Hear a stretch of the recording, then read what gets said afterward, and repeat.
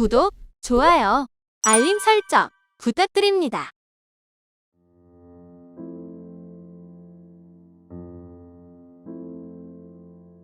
나의 본성에는 사람을 따르게 하는 성품이 담겨져 있었다. 그래서 나는 여러 가지 계획을 실행함에 있어서 협력자를 얻던가 혹은 협력자가 되어 주곤 하였다. 그렇게 해서 그들이 나와 함께 혹은 내가 그들과 함께 살아가는 행복을 손에 넣을 수 있었던 것이다. 적대적인 감정을 가진 사람이 없을 수는 없다. 그런 사람들의 수 역시 무수히 많다. 그들을 유형에 따라 분류하면 대개 다음과 같다. 첫째는 무지하여 적대자가 된 사람들이다. 그들은 나를 이해하지 못한 채 비난하는 사람들이다. 이들이 나의 삶을 매우 우울하게 만드는 경우가 적지 않지만, 그러나 나는 이들을 비난하지는 않는다. 왜냐하면 이들은 제대로 알지 못하는 일을 하기 때문이다. 두 번째는 나를 시기하는 사람들이다. 이들은 내가 스스로의 능력으로 획득한 행복과 지위를 허용하지 않는다. 이들은 나의 명성을 꼬집고 나를 없애고 싶어 한다. 내가 불행하고 비참하게 되어야만 직성이 풀릴 사람들이다. 이들 가운데는 자신이 성공하지 못한 까닭에 적이 된 사람들이 많다. 그 중에는 재능이 풍부한 사람도 적지 않다. 그들은 나로 인해 자신이 빛을 보지 못했다고 여기면서 이를 참지 못한다.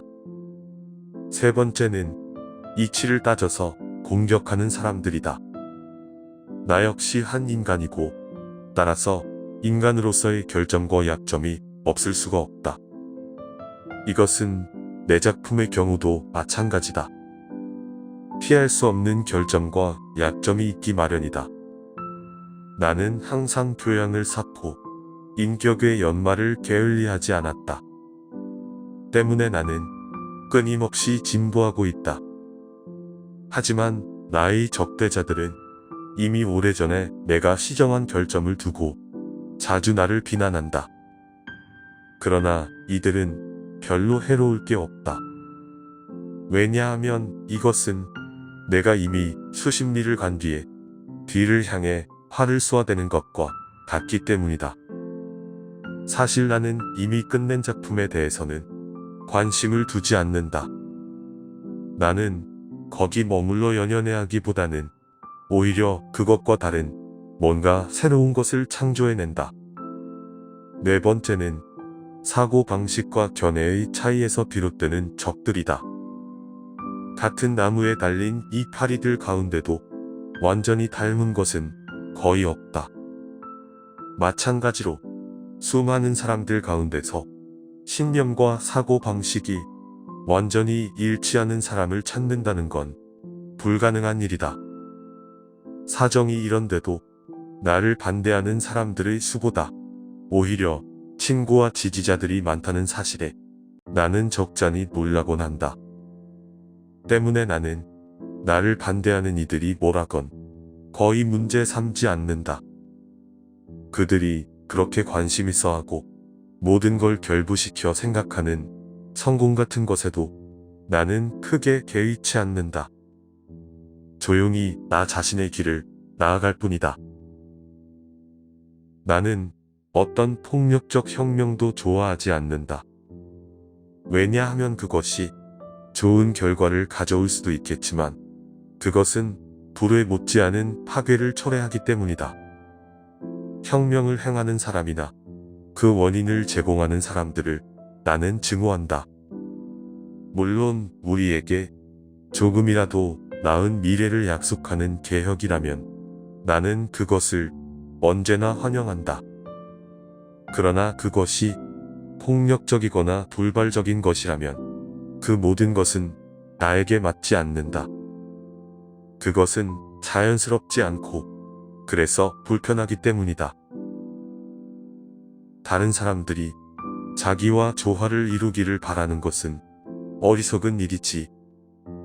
나는 결코 그렇게 하지 않겠네. 나는 어떤 한 사람을 언제나 하나의 독립된 개체로 보면서 그 개인을 탐구하고 그의 독자성을 알려고 노력해왔네. 하지만 그 이상의 공감은 바라지 않았네. 그렇게 함으로써 나는 어떤 사람과도 사귈 수 있게 되었지. 또한 그렇게 해야만 다양한 성격들을 알게 되고 생활에 필요한 민첩성도 얻게 되는 법일세. 성격이 전혀 상반된 사람을 만났을 경우에는 그들과 어떻게든 잘 해나가도록 애써야 하네. 그렇게 하다 보면 우리의 마음속에 있는 여러 가지 면들이 자극도 받고 발전도 하고 성장도 하게 되는 것이네. 그럼으로써 어떤 사람을 대하더라도 스스로 성숙한 느낌을 갖게 되는 것이네. 사람은 발언하며 활동하지 않으면 안 된다. 상대를 정복하기 위해서가 아니라 자기의 입장을 지키기 위해서 다수파이건 소수파이건 그것은 아무래도 좋다. 그는 우리가 서로 가까이에서 지내는 전기간을 통해 시종일관 내가 샛길로 빠져나가지 않게 주의시켰고 언제나 오로지 한 가지 일에만 전념하도록 도와주었다. 가령 내가 다소라도 자연과학에 손대려는 기색을 보이면 그는 언제나 그것을 그만두고 지금은 문학에만 종사하라고 충고하곤 했다. 내가 읽으려 하는 어떤 책에 대해서도 그것이 나의 현재의 과정을 진전시키지 않는다는 것을 알게 되면 그로부터는 아무런 실제적인 이득을 얻을 수 없으니 그만두는 것이 좋겠다고 말했다. 인간은 여러 단계를 거치면서 성장하지 않으면 안 된다. 그리하여 어느 단계에서도 독특한 각자의 장점과 단점이 있게 마련이다. 각 단계마다 장단점이 있는 것은 너무나 당연하며 올바른 일이기도 하다. 그러나 다음 단계에 이르게 되면 그는 전혀 다른 사람이 되지 않으면 안 된다. 그리하여 이전의 장점이나 단점은 흔적도 찾아볼 수 없게 되고 다른 장점과 단점이 그것을 대신하게 되어야 한다. 이렇게 계속해서 단계를 밟아갈 때 인간은 마침내 전혀 예측할 수 없었던 마지막 변화에 이르게 되는 것이다. 연극에서 나는 아름다운 장치라든가 화려한 의상 따위에는 신경 쓰지 않고 오직 좋은 각본에만 신경을 썼다. 비극에서 촌극에 이르기까지 종류를 불문하고 우수한 것이 아니면 뽑지 않았다. 위대하고 탁월하며 쾌활하고 우아하며 반드시 건강한 기운이 깃든 심지가 튼튼한 것이어야만 했다. 병적인 것, 나약한 것, 눈물겨운 것, 감상적인 것, 공포를 일으키는 것, 잔인한 것, 미풍양속을 해치는 것 따위는 일체 허용하지 않았다.